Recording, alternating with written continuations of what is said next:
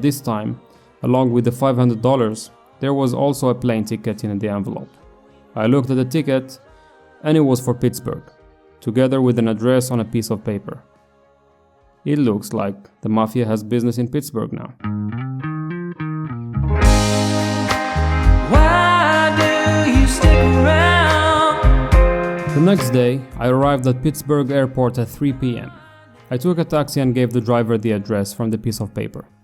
Soon, he stopped and told me he had reached my destination. It was a hotel, and it didn't look inviting at all, likely the cheapest hotel in Pittsburgh. The light bulb above the reception desk was flickering and the walls looked desperately in need of a paint job. Suddenly, a guy who appeared to be the receptionist came out. He didn't say anything to me. Instead, he just handed me the keys to a room and a piece of paper with a phone number on it. I went up to the room, which felt more like a prison cell. There was a small bed on one side and a tiny bathroom on the other, complete with a toilet and a sink. It was as basic as possible. I decided to wash my face, so I turned on the tap. The faucet started shaking, and then, after a moment, brown water began to flow out. It took about a minute for the water to run clear again. It seemed like this room hadn't been used in a long time. After freshening up, I went outside to call the phone number I received on the piece of paper. Someone on the other end instructed me to be ready in front of the hotel by 7 p.m., so that's what I did. At 7 p.m. a car pulled up to the hotel, and the passenger who got out was dressed and moved in a way that said a lot about who he was. And you know, growing up in a neighborhood full of mafia activity teaches you a lot. Over time you learn to spot who the mafiosos and even understand their roles within the organization. You figure out who's driving the trucks, who's dealing drugs, and who's there to enforce their will. And these two guys, they were clearly enforcers. They were dressed in very expensive clothing, complete with Borsalino hats. Their suits looked like they could cost around $3,000 each. And in the US, there wasn't many tailors who craft such pricey suits. And most of them were Italians. Approaching the car, the man who had stepped out opened the back door and took a seat inside, indicating for me to sit in the front seat. They asked how I was doing, but didn't say much else. So we drove for a bit and then stopped in front of a very grand hotel, which was a far cry from where I was staying. This was a 5-star establishment. We parked not too far from the front entrance and waited in the car until like 9 p.m. Right on time, the driver opened the glove compartment, where he had 3 guns. Among them were a Beretta 92 FS, which is an Italian model, a Glock 19 and a Smith & Wesson M&P. I recognized these guns. I'd been buying and selling firearms on the black market since I was 15, and that's how I managed to make enough money to get by. I would buy a gun or two from the Russians and then sell them on the streets. I was given the choice, and I picked the Italian one. The 2 hitmen smiled. It seemed like I had chosen well.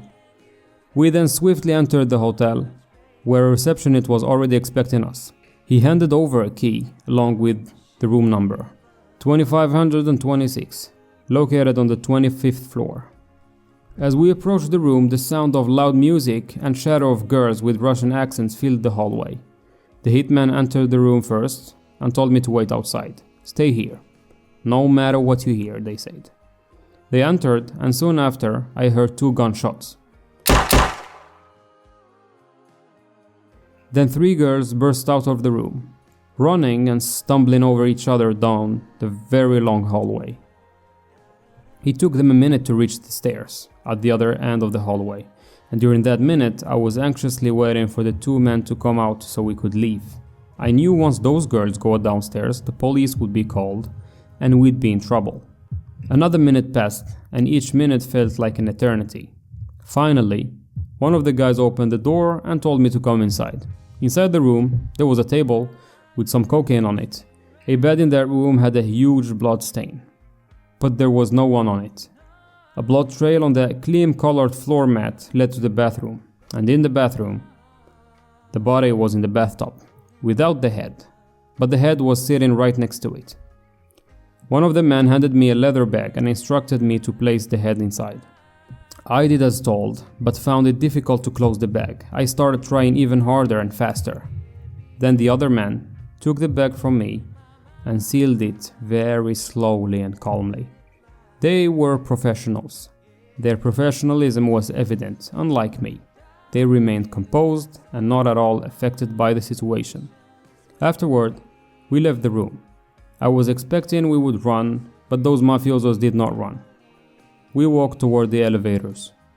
Their calm demeanor was striking, especially given the gravity of what had just happened. The elevator took a while to reach our floor, but finally arrived. We entered and descended to the ground floor. As the door opened, I saw a crowd in the reception area. The girls had already made it there. However, the receptionist was waiting right in front of the elevator. He quickly guided us through a back door, leading outside the hotel. We finally made our way to the car. I was so eager to leave, but the others didn't seem to be in a hurry. Once inside the car, the driver opened the bag and took out a box of cigars. He leisurely chose one for himself, offered one to his companion, and then to me. Lighting ours and his cigar took him a couple of minutes from the moment we settled into the car. We stayed parked for another 2 minutes. The sound of police sirens began to grow louder, and only then did the driver start the car and pull away. He did so very calmly and slowly. I began to wonder about what came next. Should I return to Chicago? But I hadn't been given a return ticket, so was I sent here to stay with these men? So we drove for a little while and then parked in a parking lot. One of them handed me car keys and some money. Then he said, "You need to deliver this to Don Pescara, in person. It's best if you start driving now." The car I was meant to drive was parked right next to us. Exiting their car, I grabbed the bag and paused for a moment by the driver's door, well, half expecting them to turn on me. I don't know why I had that feeling, since none of this made sense to me at all. The uncertainty of what to do next weighed heavily on me, but I realized that to survive in the Mafia world, I had to adopt their demeanor. With that thought, I opened the car door and I wanted them to see that I was a tough guy, just like them, not scared at all. So instead of hiding the bag, I placed it in the passenger seat, started the engine, and as I did, the two hitmen drove away. That night was really cold. I checked the money they'd given me. I didn't have time to count it, but it looked to be somewhere between $15,000 and $20,000. So I had apparently made $15,000 to $20,000 in the past 20 minutes of work. I drove for about 5 minutes before pulling over the side of the road. Then I took the bag from the passenger seat and placed it in the trunk, hiding it beneath the spare tire. I found a map in the car and saw that Chicago was about 10 to 11 hours away by drive. And knowing that I had to drive through the night and into the next morning, I realized I had to be cautious, especially about not getting stopped by the police. The head in the trunk was Fedor's, who owned all the brothels in Pittsburgh. He was Mikhail's brother, positioned in Pittsburgh to manage their operations. Mikhail and his brother, now dead, managed and owned all the brothels, or as the other people like to call them, whorehouses. Mikhail had purchased $300,000 worth of weapons from Don Pescara, agreeing to repay $100,000 monthly. He managed the first payment but reduced the second month's payment to $50,000, explaining to Don Pescara that business was struggling and that he had to cut the payment in half. That was the reason Don Pescara had sent two hitmen, along with me, to see if I was up to the task. The Mafia doesn't take these matters lightly. If you commit to pay $100,000, then you're expected to follow through. I drove straight to Chicago, stopping only once to refuel and a few times to get some water. Having not slept all night, I was exhausted. I considered heading home to catch a few hours of sleep, but I wanted to get rid of the head first. I decided it was best to complete this task first, hoping it would allow me some peace of mind afterwards. I then drove to the small, old Italian restaurant where we had met the old boss previously. Outside the restaurant, many young men were waiting in the cold, rubbing their hands together for warmth. And carrying the bag, I approached the door, and I expected to be prioritized, since I was delivering an important item to Don Pescara. And as I reached the door, a man blocked my way and asked me, "Hey, where do you think you're going?" I explained that I had something crucial for Don Pescara. He then looked so confused and asked me, "And who the hell are you?" It was clear that these guys didn't recognize me yet. Just then, Don Pescara passed by the window. I waved at him and held up the bag, but he didn't seem to recognize or remember me. And there I was, just an unknown 18-year-old in their world. Don Pescara was busy, surrounded by people seeking his advice or asking for favors, and all those waiting outside were hoping for a moment with him. I started feeling tired. I thought I would get some sleep in the car while waiting, and as I started to walk away, one of the guys stopped me. "Where do you think you're going?" And after realizing I was new to all this, he offered me some advice. "Do not go sleep in the car. If Don Pescara expects you to wait outside, then you wait here until he's ready to see you." So I stayed put.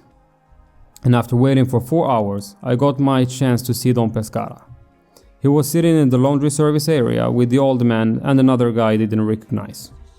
The old man was eating by himself this time, digging into a plate of spaghetti bolognese, and no girl around to help him. Don Pescara told me to open the bag. When I did, the old man took Fedor's head by the hair and slammed it on the table. The head had started smelling after being in the bag so long, but the old man kept eating his pasta, not even blinking at the dead face near his food. These mafia bosses must have seen plenty of stuff like this. They didn't even flinch. So they spoke in Italian for a bit, and I caught some of it since I grew up around Italians. After talking, Don Pescara said to me, "Come back tomorrow. You'll take this head to his brother, Mikhail.